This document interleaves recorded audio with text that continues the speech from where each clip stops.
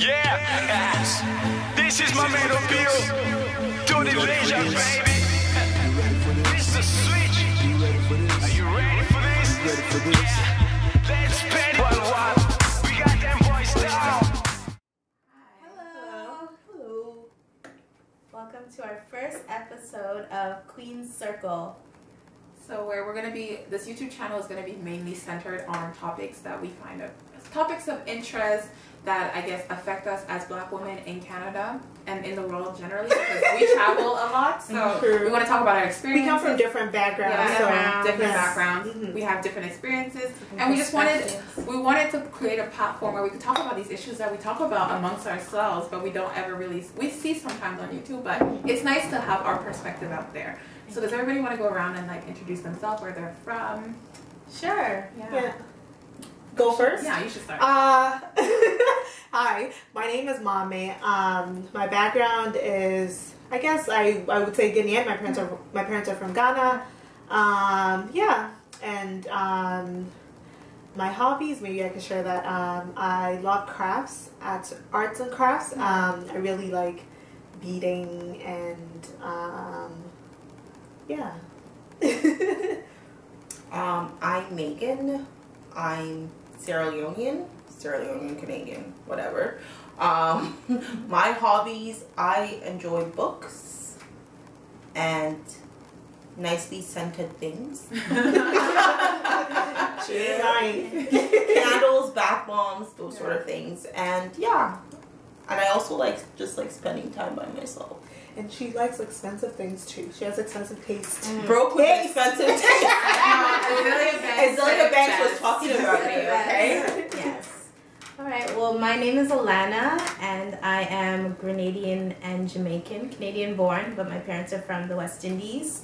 My interests, my hobbies, I enjoy, much like the rest of the ladies, crafts, books, fashion, all that good stuff. But, you know, we have a good time together. Yeah. Hi, my name is Patricia. I'm originally from Cameroon. I'm a Gemini, so what I like will change. Right now, I like typography. I'm really into like graphic design, typography. That will change. Probably. Most likely. I like books too. And yeah, I enjoy hanging out with these girls talking about like our perspective on life, I guess, and on pop culture and academia. So yeah. Cool. Yeah. Awesome. So I guess we'll give a little bit of background as to why we wanted to start this channel. So we're four friends. We met during our time at university together, and we identify as feminist and sort of. Sorry? And we don't think that's a bad word. It's not a bad word. We identify as feminists, as Black feminists. I think that's the most important part. Black feminists. Yeah. Of course. And so we've had instances where we've talked about sort of things that are quote unquote like, you know, sensitive topics, like, you know, we talk about racism, sexuality, beauty, and all these other stuff that really affect our lives, sometimes in a negative and positive way. And so we thought that, you know, today we would start this channel by talking about beauty.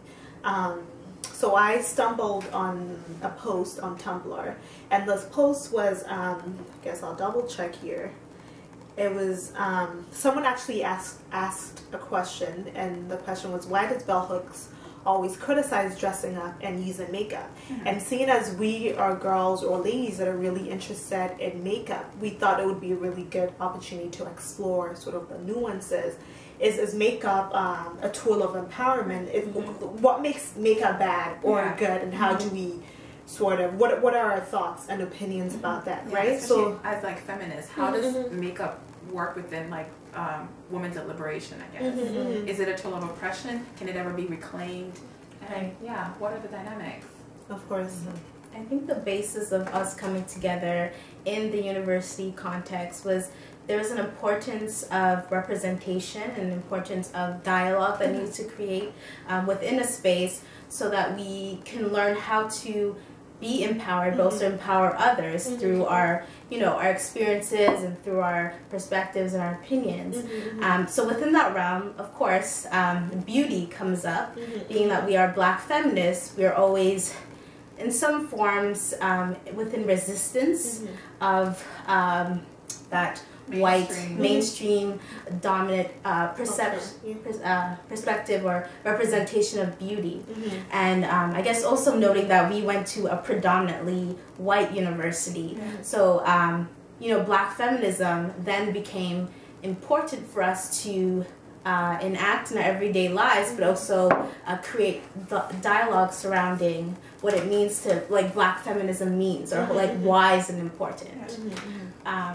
So how do you guys feel? Do people buy into this argument that beauty is essentially a way of imprisoning women, I guess, or there's no form of reclaiming that?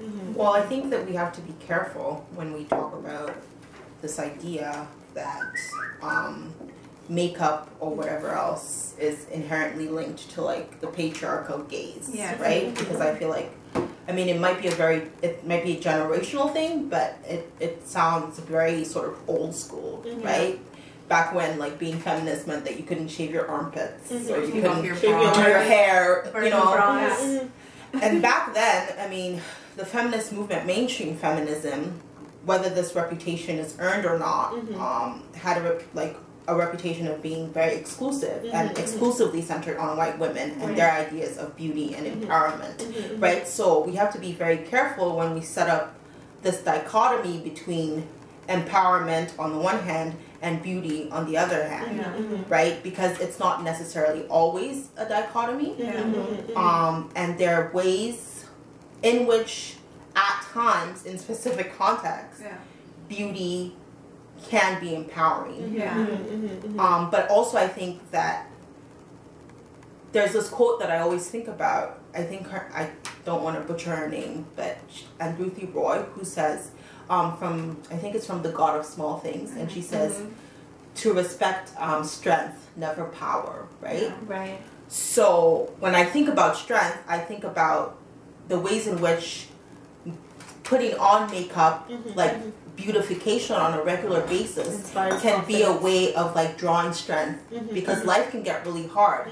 So if makeup is gonna help you get out of bed, it's gonna give you an extra pep in your step, then how is somebody just gonna come tell you that, oh, you're giving into the patriarchal gaze? Like, if that's what makes you feel good in that moment, right? So I find that argument, like, a bit reductive, but that's just me. I think one of the something we were talking about yesterday when this topic came up, Mami was talking about representation, like female representation and wearing makeup within certain contexts, so like academia and the work environment, how that there are certain associative stereotypes that are associated with that, and that can actually be a barrier to you when you enter the workspace. So in such a context, like, as performing the female gender becomes a hindrance to you. So I guess, like, makeup becomes like a marker for that. So in that space, then how do we reclaim womanhood when you in that type of space? And is makeup still in that space, I guess, detrimental? I don't know if that makes sense what I'm saying. Well, it would be considered sort of like resistance. If you do it regardless of the sort of stereotypes that are attached to it, or the risk to your career, or whatever else. But then we also have to understand that some people might not be willing to take that risk, right? But also, I think it's even more sort of kind of like a gray area for, like, Black women specifically, right? Especially depending on sort of the industry that you work into or the environment, right? So if you're working in, I guess, like a creative, like, context, so it might be like a different situation, but, like, when you're working in, like, a highly corporate or professional environment, I think the way our bodies are marked, there's this, like, extra pressure or expectation, or there's a certain way that Black women's bodies are read already. And so, sort of like adorning yourself, or and I've always said this too, that I think sometimes it's problematic that and I mean, I don't think it's an individual choice. It's not an individual battle to be well, I don't know if it's like, I mean, I don't think it comes from our own doing in a sense that sometimes like people perceive you in a certain way, right? So it's like just how you're seen or read by other people, right? So if your body's racialized. Exactly. Like if you're a black woman and you're already sexualized, ideas, regardless of whether you wear makeup or not, you're already going to be sexualized. By putting on makeup, then that marker is placed on you permanently, and you have no choice. And also, there's this sort of thing where you're always negotiating a certain amount of precarity, right? If you're the only black woman there, then you're already occupying a risky position, and you don't want to rock the boat, you don't want to put your hair too out, you don't want to do all of these things, and so we can say, we can perform resistance, sure, but you also need a paycheck, so it's okay if you don't. But then, what does like, you know, resistance like look like in those contexts, right? Because I don't know if you could, like, in a space where you're the minority, like, you could actually, like, perform, like, maybe solid just resistance. being there is resistance. I think of course, I mean, okay, I was just thinking back to what we read off of Tumblr, and, you know, the quotation, a very powerful quotation, but an recurring quotation is Audre Lorde's, "The master's tools will never dismantle the master's house." And so then it comes to the question of, you know, if we conform to this dominant perception of being what is deemed professional or like maybe muting you know, our true selves, well, is that perpetuating what, you know, the master's tools or what is expected of a minority in a work setting. And you're not supposed to be overly confident or throwing yourself. Or like when you're in those spaces. I walk like I've got diamonds in the middle of my thighs. From the huts of history shape. I'm sorry. I know she's no, honestly, who doesn't have that like in the back of their head? But it's true, right? Yeah. That whole idea of YouTube comments are like frequently the drivel, the bottom. Yeah. And so I was watching. She is shading you out there. You're writing a negative comment. I hope we get like lovely commenters who inspire us. But if we don't, like, I wouldn't be surprised. Because don't worry, the haters will motivate you. It's not also like haters. It's like it's okay to not agree, right? But it has to be within the context of constructive like there's a way of you can do it. But what I think we also I just wanted to say something. Sorry. Okay, go ahead. But in relation to what Alana had said, right? That I think, and even tying it back to what Bell Hooks says, that like what is like, how does beauty contribute to sort of like fighting like oppression, right, in a sense, right? And I feel that in professional spaces, like the pressure to sort of exist solely based on your mind, like separate from your body, is what really creates that tension, right? And how can you be fully immersed in a certain culture or an environment when like sort of without like internalizing? I think it's the pressure for women to be exist solely based on their mind, because men can exist there with their bodies, and that's still. I feel like it's important to be seen and heard in the sense that we're always policing ourselves, right? Like perhaps the way we speak, if we have an accent, like tone it down.